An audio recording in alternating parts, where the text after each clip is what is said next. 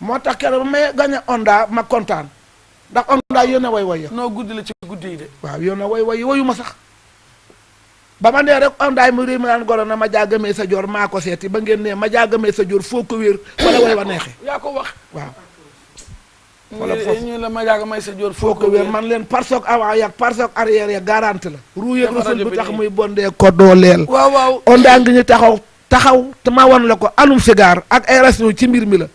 déglu rajo ngi baa bu la neexee di magnétophone climatiseur bu la neexee balancé ko soo toogee ba yor sa wala buntu bu tëju ak bu tëju ko lamp woon la ko te weer yi bi to ngay bës foo laaj mu jox la ko ubbil moteur bi te nga xool mbir mi daa leer ndax ventilateur la yor bu ko fàtteeg radiateur yéen di embrayage automatique bu la neexee mu jox la ko ba ne ngay wéq day téen vitesse di dal ci ni nga ko bëggee nga ni taw bi ñu weesu wana rek ki firnde ke samedi ga bi Dakaaru feesee woto yëpp paan Onda xuus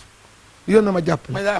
am na léegi juróom fukki at kon way répété loolu ñaataat la am ren am na juróom fukki at way répété